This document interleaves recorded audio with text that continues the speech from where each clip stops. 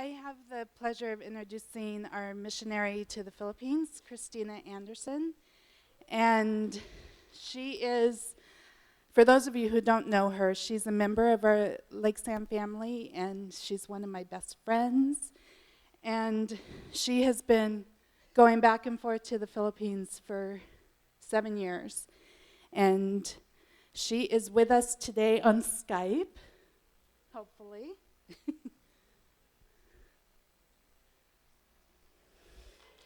Yay! And Hi. she has a few friends with her today. That's JoJo sitting next to her, and that's Leah and Vea. And they're members of the ministry team, Everlasting Hope. Can you hear us? We can hear Yes. you. Yay. We can't see you right Okay. now, but we can hear you. So it's 1:30 in the morning there right now, so we appreciate them staying up for us. So Christina, why don't you tell us a little bit about Everlasting Hope? Sure. In 2011, God birthed in my heart the name Everlasting Hope. And all I knew for certain at that time was that God wanted for the people of the Philippines to have hope in Jesus. As I began to minister to the people in the Philippines, I was faced with the reality of how many of them are really living on less than $4 a day. I've witnessed many families in medical crises unable to provide proper medical care for their families, primarily due to financial constraints, but also due to lack of resources and even a lack of knowledge. So God birthed in my heart last year the desire to reach out to children with cancer and their families, and actually to eventually open a pediatric hospice center here in Cebu. As many of you can imagine how difficult it is for anyone to have a child with cancer. But in the Philippines, we really don't have programs or resources in place for children with cancer like we have in America. So we're really seeing, unfortunately, children dying unnecessarily. Um, we've found, though, that families really appreciate if we can just walk alongside them, support them emotionally, support them spiritually. And this really allows for us to build a relationship with them, which then opens a door for us to actually share the gospel with them. And our hearts and desire is really to be the hands and feet of Jesus to them and to really point them to Jesus, which is really their only true source of hope. Thank you, Christina. I had the opportunity of spending a year in the Philippines, and I saw Christina in action, and she is a true blessing to the people of the Philippines. And I met some of the most wonderful people there, and JoJo is one of the most special ones. And she just had an experience recently where all three of her boys were hospitalized with dengue fever.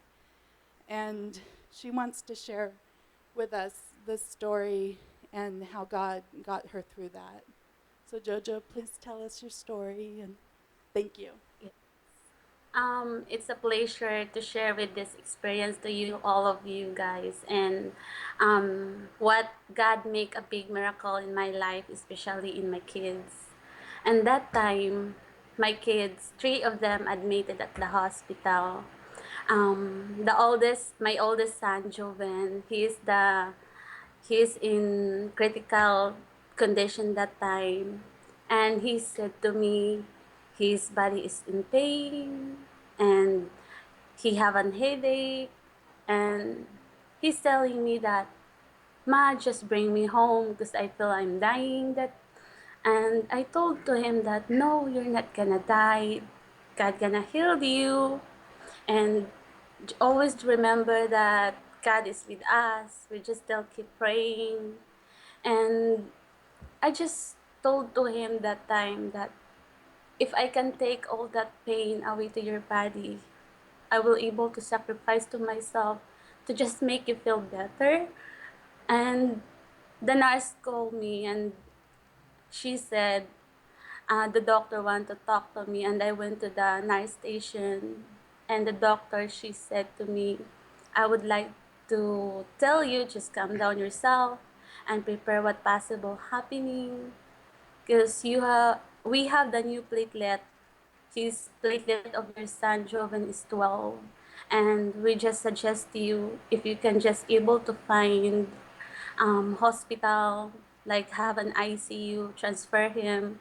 And so I go out at the nurse station and I don't know what to do because we don't have money to pay for down payment for the hospital. All I know, I just want my son to get healed.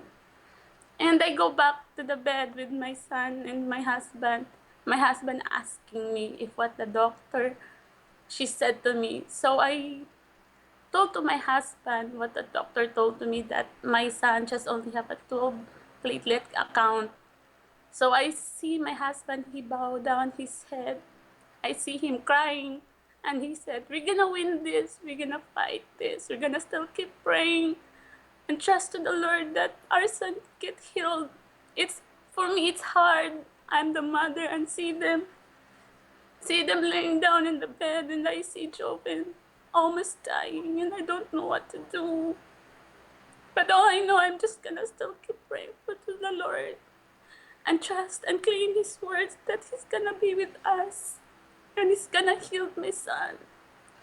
And so we able to find a hospital that have an ICU.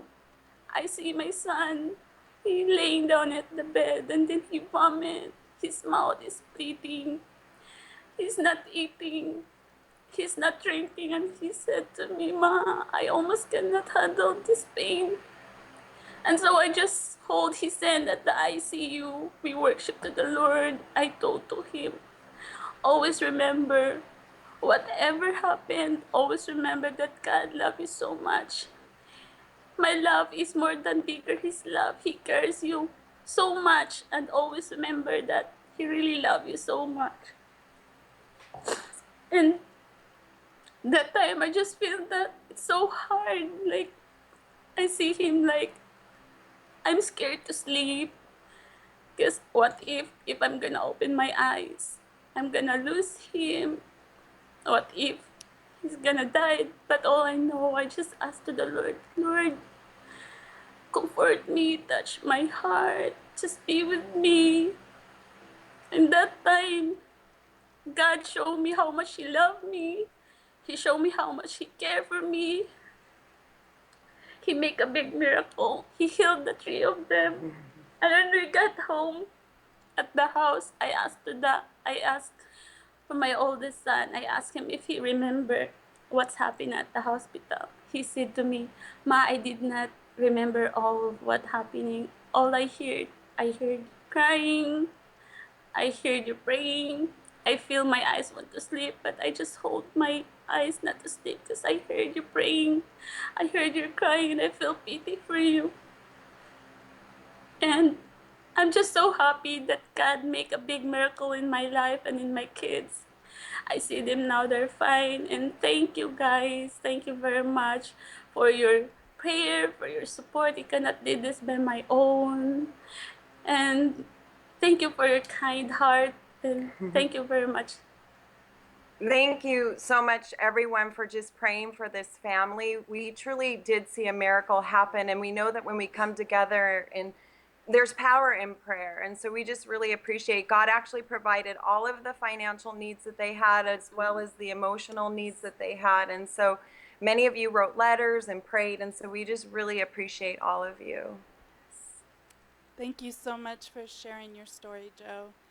And Everlasting Hope has the opportunity to help many families like this. And Christina, why don't you share with us how we can be involved? Sure. In order to continue to help families like JoJo's, we have around a 4,000 budget per month, and right now we're thankful for what's coming in, but it averages around $500 a month, and so we're just praying that more people will have the vision and the heart to want to partner with us. And another way is joining our team in the United States. We realize that in order to be an effective ministry, we need to have support, we need to have guidance and encouragement coming from the United States. And so we're really in the process of building this team right now. So if you want to join, we would love that. And then, of course, the third way, which many of you are already doing for us, is just praying for this ministry and praying for families that that their lives would be transformed for Jesus, and that they would be truly healed from the inside out. Yes. Thank you, Christina. Thank you. And thank you guys for listening to the story. And I just pray that you will seek the Lord, and if you're meant to be a part of this ministry, and there's a table in the foyer and you can come talk to us about that. Yeah, thank you. Can we give it up for Christina, by the way? Hey, Christina, before we let you go, what time is it Yes. right now? 1:55 in the morning. Come on. Praise God. And also for JoJo, English is not her first language, and the Holy Spirit moved through her, and I'm just so proud of her. Oh, that's Sorry. great. Hey, we love you. Love you. And we'll, I don't know how to say goodbye in whatever language. Goodbye. There you go. All right. Bye, Christina. Bye. Hey, I'll stand next to you. I feel weird being out front. What a great story, and I think what a great testament to what we're all about here at Lake Sam. And I love that really the missions focus of the church has turned into not just sending money and hoping something gets taken care of, but that we call it the two-way superhighway. And so each missionary has a team that's in constant communication, financially, prayer, in communication. You guys, Skype with each other, and man, thank the Lord for Skype, right? That we actually can even have this conversation. And so I just love it. I love that we get a chance to do this. I love that we get a chance to see our missionaries and get to support them. And so we do have a table out front, and we encourage you, even if you may be sitting here like, I actually don't have extra finances to give, you have prayer to give, you have time to give. Even just writing a letter makes a big difference to some of our missionaries when they don't feel as connected. Because as you know, it's hard for her to stream because it's 1:30 in the morning there right now. And so she watches them, I'm sure, online later, but even just that personal connection from us is great. So we do have a table, as she mentioned, out in the lobby.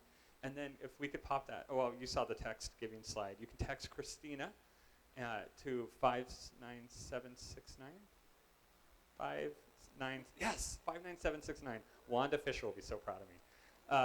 And you can contribute to her, and we'll make sure that gets directly to her to help support an amazing work that she's doing. So thank you very much, Christine, for sharing that with us. And thank you, Christina. Again, we love you. Thank